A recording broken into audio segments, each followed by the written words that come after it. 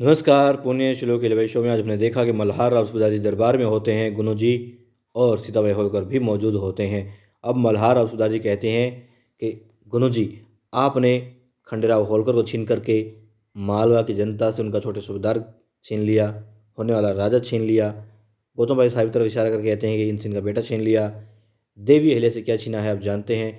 हर किसी के बारे में, हर रिश्ते की वो बात करते हैं और फिर कहते हैं कि आपका गुनाह माफ़ करने लायक नहीं, आप जानते हैं, अच्छे से जानते हैं। इसीलिए सज़ा देते हैं उनको मल्हार राव सूबेदार जी पूरे मंत्रिमंडल के सामने, जनता जनार्दन के सामने और सबकी सहमति के साथ में भी गुरु जी को सज़ा दी जाती है कि उनकी सारी संपत्ति छीन ली जाए उनसे और उन्हें उनके परिवार सहित, जो कि सिर्फ सीताबाई होलकर उनके परिवार में, उसके साथ मालवा से बाहर जाना होगा, हर एक ग्राम से घूमते हुए। और फिर कहते हैं कि सज़ा यहीं ख़त्म नहीं होती। हालांकि वो कहते हैं कि हम आपके हाथ नहीं काट रहे हैं गुरु जी, वो इसलिए छोड़ रहे हैं ताकि आप अपना गुजर बसर कर सकें, संघर्ष कर सकें और एक आम नागरिक की ज़िंदगी क्या होती है, क्या मुश्किलात होते हैं, वो सब आप समझें, देखें, भुगतें और रोते बिलखते जैसे भी अपना काम करें, दिनचर्या चलाएं, जीवन यापन करें। मगर आपको एक सज़ा जो आपने किया है, क्योंकि आप सिर्फ खंडेराव होलकर की मृत्यु से इस पिता, इस पत्नी, इस माता के ही गुनहगार नहीं हैं, आप मालवा की जनता के भी उतने ही गुनहगार हैं। इसलिए, और आपने जो राजद्रोह किया है उसलिए भी, इस नाते भी आपको सज़ा दी जाएगी। सज़ा ये है आपकी कि आपके माथे पर चिन्ह अंकित किया जाएगा गद्दारी का। जी हाँ, क्योंकि आप गद्दार हैं और जब गद्दारी करते आए हैं तो भला गद्दार कहलवाने में क्या शर्म गुरु जी। अब गुरु जी रोते हैं, गिड़गिड़ाते हैं, देवी के कदमों में भी गिरते हैं, सूबेदार जी से भी भीख मांगते हैं, कहते हैं कि मौत की भीख दे दीजिए, कुछ भी करके बस ये सज़ा टाल दीजिए, ऐसा ना कीजिए उसके साथ में। बहुत रोते हैं, बिलखते हैं। दरबार में जितने लोग मौजूद होते हैं सबसे वो कहते हैं कि माफ़ करवा दीजिए, माफ़ करवा दीजिए, सासूबाई माफ़ करवा दीजिए, छोटी सासूबाई माफ़ करवा दीजिए। मगर हर कोई उनसे मुंह मोड़ लेता है। अब क्या होता है, अब वो लोग वहाँ से जा रहे होते हैं, बाहर निकलते हैं और फिर गुरु जी के हाथ बांधे हुए होते हैं, उनके साथ में कुछ सैनिक होते हैं और उन्हें ले जाया जा रहा होता है। प्रांगण में आ जाते हैं, देवी अहिल्या आती है, गुरु जी फिर माफ़ी मांगते हैं। देवी अहिल्या कहती है कि आप सांप हैं और आपका काम यही रहा है, जब भी आपको माफ़ किया आपने डसने का ही काम किया है।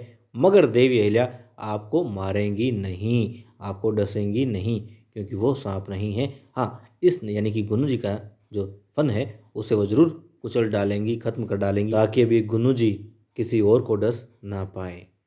गुरु जी फिर रोते हैं, माफ़ी मांगते हैं, भीख मांगते हैं कि मौत दे दीजिए, कुछ भी कीजिए, बस ये सज़ा मत दीजिए, गद्दार माथे पे ना लिखिए। अब सब लोग आ जाते हैं, वो फिर सबसे गुहार लगाते हैं। मगर अब क्या होता है, सबके सामने एक इंसान आता है और वो गर्म लोहे की मोहर गुरु जी के माथे पर लगा देता है। गुरु जी चीखते हैं, चिल्लाते हैं और फिर एक पट्टी उनके माथे पर बांध दी जाती है, क्योंकि ताज़ा ताज़ा जख्म जो होता है। और अब बेचारे गुरु जी सीताबाई होलकर के साथ में महल से चले जाते हैं, दरवाज़ा बंद हो जाता है और जाते जाते देवी अहिल्या कहती है सीताबाई होलकर से कि सीताबाई, रिश्ते का नाम लेकर के, कि यदि आपको तकलीफ़ हुई हो, बुरा लगा हो, किसी भी प्रकार का द्वेष आप मन में मत रखिएगा। और देवी अहिल्या आपसे माफ़ी चाहती है इस सज़ा के लिए, लेकिन गुरु जी को वही सज़ा मिली है जिसके वो लायक थे। अब बेचारी वो अपने पति को लेकर के वहाँ से चली जाती है। द्वारकाबाई साहिब अब चाहती है कि रोक ले अपनी बेटी को, मगर नहीं रोक सकती थी, क्योंकि वो भी उस पापी की पत्नी होती है। इसलिए दरवाज़ा बंद हो जाता है और गुरु जी वहाँ से चले जाते हैं सीताबाई के साथ में। इस वक्त गुरु जी का सिर्फ एकमात्र सहारा होता है तो वो सीताबाई होलकर होती है, जिसको अब तक सिर्फ और सिर्फ अपनी एक सीढ़ी बनाकर चल रहे थे, एक सहारा बनाकर चल रहे थे कि हाँ, ये वो चाबी है जिसको जब मरोड़ूंगा तो मालवा से, मल्हार राव होलकर से, उनके परिवार से कुछ मिल जाएगा। लेकिन अब वो सहारा उसे वाकई में सहारा दे रहा होता है। और फिर लोग देखते हैं कि अरे ये देखो पापी आ गया, अरे ये देखो हमारे छोटे सूबेदार जी का कातिल आ गया, अरे ये देखो सांप आ गया, अरे ये तो दो मुँहा सांप है, अरे तो आस्तीन का सांप है, मारो इसे, मारो इसे, इसे तो मार डालना चाहिए था सरकार को।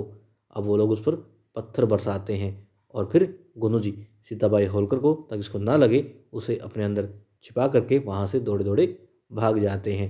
अब हर गांव में उनके साथ में यही होने वाला होता है।